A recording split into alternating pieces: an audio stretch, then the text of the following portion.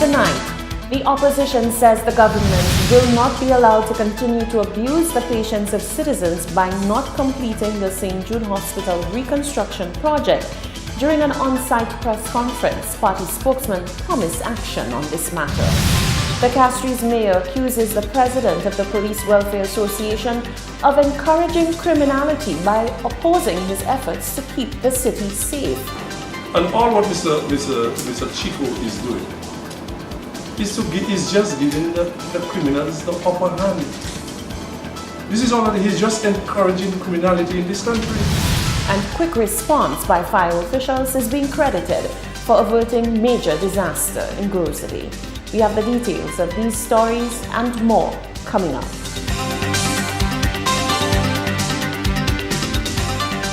This is the Hot 7 Nightly News with Lovely and Amy Joseph. Good evening. It is Wednesday, the 3rd of April, 2019. Welcome to the Hot 7 Nightly News. I'm Lovely St. Amy Joseph. Thank you for joining us on Hot 7 TV, Flow Channel 117. Also, simulcast on Kiss FM 105.5 and 105.9. Our website, www.caribbeanhottv.com. And of course, on our free mobile app. Castries Mayor Peterson Francis is accusing Police Welfare Association President Travis Chico of breeding criminality. That follows a statement questioning a new bill passed in Parliament regarding city police last week. Francis says city police are there to help the Royal St. Lucia Police Force, not compete with them. Rochelle Gonzalez begins our report. All what Mr. Chico is doing is just giving the criminals the upper hand. This is already, he's just encouraging criminality in this country. When you want to say that the police have, the city police, what happened to the special constable that have given out? Where have they been trained? He's also questioning that we have suspect characters in the thing. You mean Mr. Chico could go on the air and say that? You mean he could put a statement out of that? Do you want me to respond to that? Do you want me to call names, and I hope I don't call his name? You understand? So that's where we are going. While the criminals are outside there doing everything whatsoever. So I'm very disappointed, Mr. These were the strong words coming from the mayor of Castries, Peterson Francis, in direct response to a letter issued by President of the Police Welfare Association, Travis Chico, this week.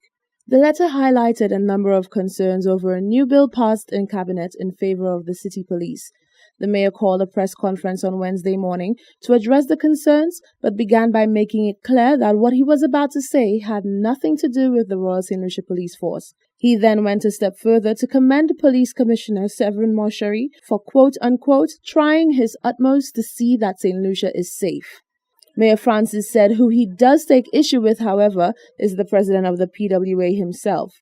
Mr. Chico made a valid point. When I say a valid point, in the sense that he said it looked like the city police now is looking at the demise. They're looking at the demise of the Royal Police Force. And I suppose behind his mind is because of the success, and as you said, the review that the because we are not concerned about what Chico say. We're concerned about what the public is saying, because the public that is feeling the route of criminals and other elements. They are the ones that is feeling. They are the one who they grab the chain. They are the one they can't walk the street. They are the one who feels it. So if they're telling you that the city police is of some good to them, I don't know. I mean, but what is obviously being shown is the effectiveness of the police. And as I said earlier on, because our city police has one job. So they're concentrating on the job of securing our citizenry and visitors. The mayor said in actuality, the Castries City Constabulary has been in existence before his entry into office. He said the city police should be seen as a much-needed relief to the RSLPF. I understand. My vision is this, and I always said that is what I said in my first speech taking over as mayor in 2016. That we should allow the police to do the work. Do not bother them, because as a mayor, you're mayor of a city, we're supposed to be seen about our security and so on. That was even to help the police. so that they could do the work that they are mandated to do. You think you would rather have police just sitting there? I mean, you have crimes all over the place. We have serious crimes. You just have a police stand up in a corner looking, people walking up and down to see somebody going to stand somewhere. I mean, they have nothing. So the city police is there to fill in that void and let the police deal with serious crimes and crack and solve crimes. So they could concentrate on the other matters, which the Commissioner of Police has welcomed, because he knows the pressure that is on there when it comes to manpower.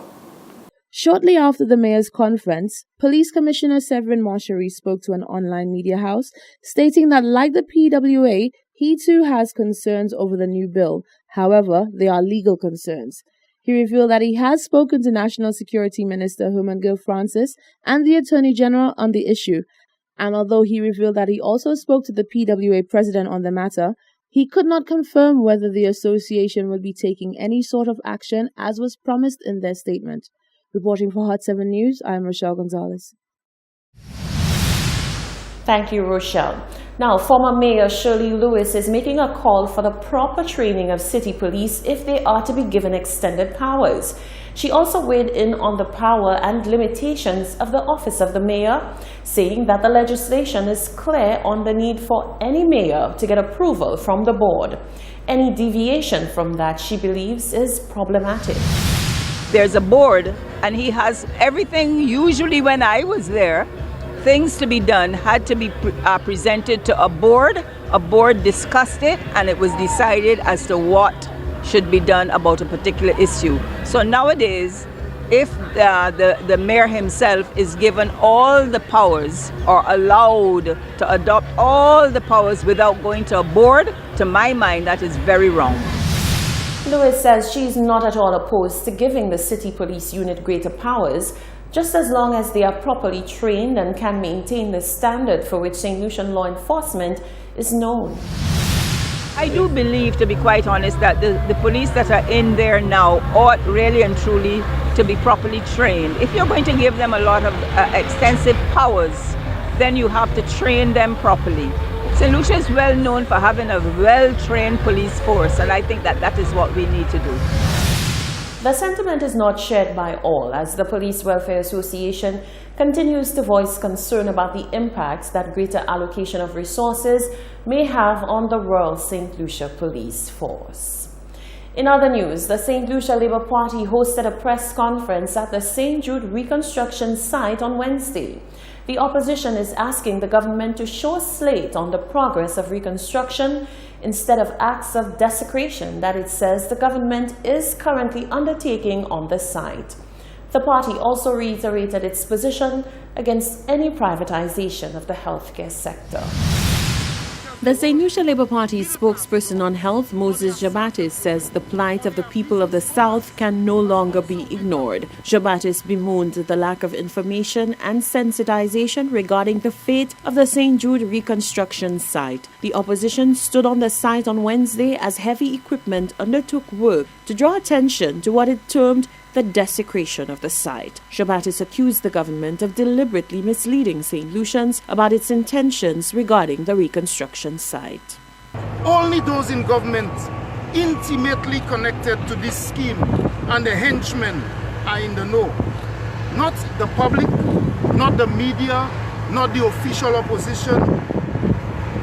And based on what we know, based on sound information, not even some members of the cabinet have knowledge of what is going on over here. Our information suggests that the government is going ahead to demolish buildings at the hospital in keeping with statements made earlier by Minister Mary Isaac. Therefore, there was never any intention to use the facilities on the other side. The opposition says the government was elected to deliver on such projects and the government is abusing the patience of the public. Labrie MP Alva Baptiste warns that the government will not be allowed to simply do as it pleases. At this point in time, the temperature is rising. The Alan Shasley administration is abusing the patience of the people of this country. And we want to make it absolutely clear that we are going to be in the orbit of their decision making with absolute readiness to act. If, for example, they attempt to demolish our buildings, then we are going to be very mobilized and we are going to take action. The opposition itself has received much criticism for not completing the St. Jude Hospital during its tenure from 2011 to 2016. Shabatis argued that the party had more than its fair share of challenges in trying to complete the hospital, given what he says the party inherited from the former UWP administration. The intention of this Labour Party is neither to dismiss the view of those who believe that the St. Jude Hospital project should have been completed by our administration, and we understand how people feel about that. Nor do we are only trying to convince others that we never stopped working on the hospital. Rather, what we continue to express is our desire, our fervent desire to see the reconstruction of the St. Jude Hospital brought to completion to relieve the patients and staff of the deplorable conditions which exist at the George Odlum Stadium. The opposition SLP urged any third party not to enter any contractual arrangement with the current government that seeks to privatize hospitals. It says an SLP government will not honor such agreements.